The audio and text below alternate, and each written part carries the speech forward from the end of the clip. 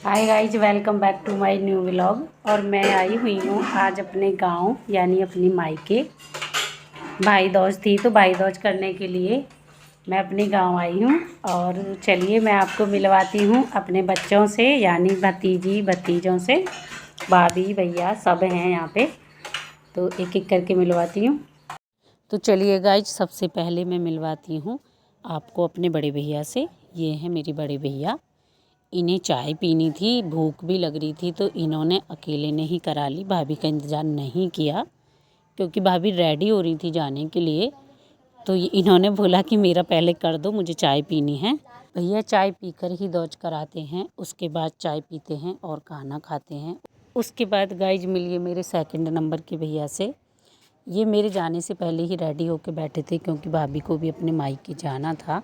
भाभी का मायका ज़्यादा दूर तो नहीं है, लेकिन टाइम से जाना भी ज़रूरी है। जब वो टाइम से पहुँचेंगी तभी उनकी भाभियाँ आगे निकलेंगी।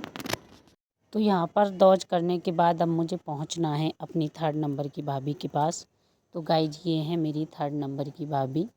मेरे भैया नहीं हैं, काफ़ी समय पहले भाई हमको छोड़ के चले गए थे।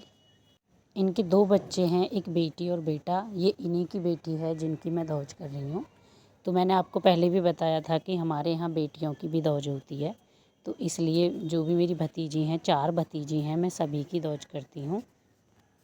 इनको अपनी मम्मी के साथ अपनी नानी के घर जाना है, तो इसलिए मैंने इनकी दौज पहले कर दी। बेटा नहीं है यहाँ पर, बेटा बाकी बच्चों के साथ दौज कराएंगे जो बाकी भैयन के बेटे हैं। तो गाइज अब नंबर आता है मेरे सबसे छोटे भाई का। ये मुझसे भी छोटा है, तो सबसे लास्ट में इन्हीं का नंबर आया है। इनके 2 बच्चे हैं, इन्हें भी अपने ससुराल जाना, मतलब भाई को भी अपने ससुराल जाना है, तो भाभी भी रेडी होकर बैठी हैं जाने के लिए। ये जो दौज का त्यौहार होता है गाइज, ये एक बहन का अपने भाई के प्रति स्नेह, प्यार और विश्वास का प्रतीक होता है। अगर बहन पूरे साल भी अपने भाई के घर नहीं जा पाए तो इस दिन वह टाइम निकाल कर चली ही जाती हैं। बहन भाई का तो रिश्ता ही ऐसा होता है गाइज कि वो कितने ही लड़ लें झगड़ लें, लेकिन एक दूसरे के प्रति उनका प्यार कम नहीं होता। मैं अपने आप को बहुत लकी मानती हूँ कि मुझे 4 भाइयों का प्यार मिला, 4 भाभीयों की ननद बनने का मौका मिला। मेरे भैया और भाभी बहुत अच्छे हैं गाइज, और भाभीयों का तो जवाब ही नहीं। मेरी भाभी लाखों में एक हैं, मतलब बहुत अच्छी भाभियाँ हैं।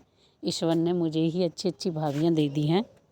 वैसे मैंने आपको अपने पिछले व्लॉग में बताया था कि उधर मेरे 4 ननद हैं, मैं अकेली भाभी हूँ। इधर मेरे 4 भाभी हैं, मैं अकेली ननद हुई, तो हुई ना मैं लकी। वैसे गाइज मेरा मायका बहुत दूर नहीं है, पास ही है। अक्सर मैं अपने मायके जाती रहती हूँ। बस अंतर इतना है कि हम शहर रहते हैं और मायका मेरा गाँव में है। ये मयंक है, छोटे वाले भाई का बेटा, तो इन्हें भी अपनी मम्मी के साथ अपनी नानी के जाना है। और काव्या को यहीं रुकना है, वो मेरे साथ यहीं रुकेंगे घर पर। तो इसलिए दौज करा रहा है कि जल्दी कर दो, मुझे मम्मी के साथ जाना है। क्योंकि बाकी बच्चों की दौज अभी नहीं हुई है, वो एक साथ बैठ के कराएंगे। अब काव्या मांग रही हैं इनसे पैसे, और ये देखिए ये अपनी गुल्लक खोलता है और गुल्लक से पैसे निकाल के अपनी बहन को देता है, और साथ ही उसे परेशान भी कर रहा, बार बार पैसे पकड़ा कर खींच लेता है। तो गाइज अब बारी आती है मेरे भतीजों की, क्योंकि भाभीयों को जल्दी अपने मायके जाना था, तो वो जल्दी दौज करा करा के निकल जाती हैं। बच्चे बाद में कराते हैं क्योंकि बच्चे घर पे ही रहते हैं, तो इनकी दौज मैं बाद में करती हूँ।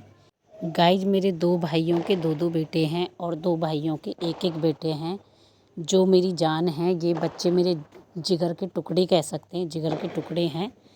इनसे मैं बहुत प्यार करती हूँ, इनके लिए मैं कुछ भी कर सकती हूँ, और उसी तरह सेम ये बच्चे हैं, ये मेरे लिए कुछ भी कर सकते हैं। और ये मुझसे शायद अपनी मम्मा से भी ज़्यादा प्यार मुझसे करते हैं।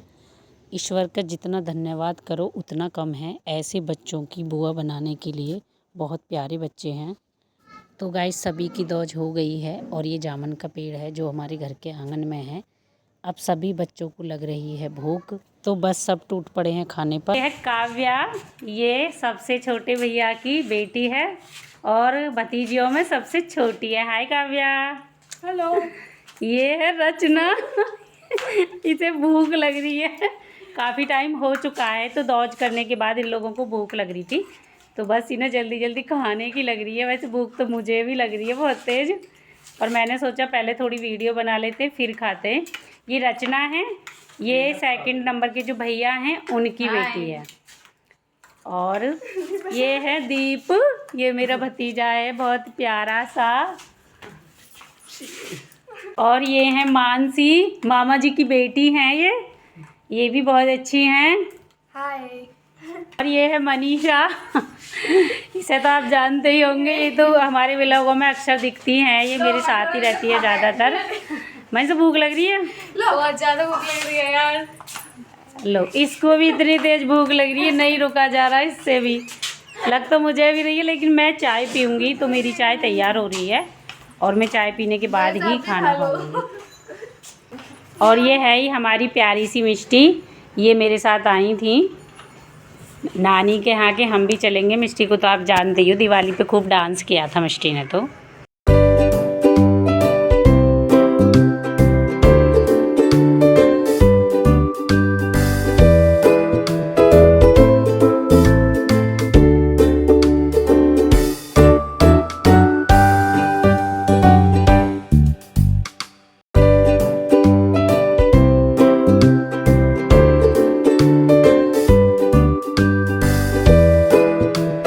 इन लोगों को चढ़ रही थी मस्ती और डांस करके थक गई हैं, बैठ गई हैं फिर बेड पर। काफ़ी मस्त आ रही थी और अच्छा भी लगता है जब सब लोग इकट्ठे होते हैं तो मौज मस्ती और थोड़ा एंजॉय भी बनता है।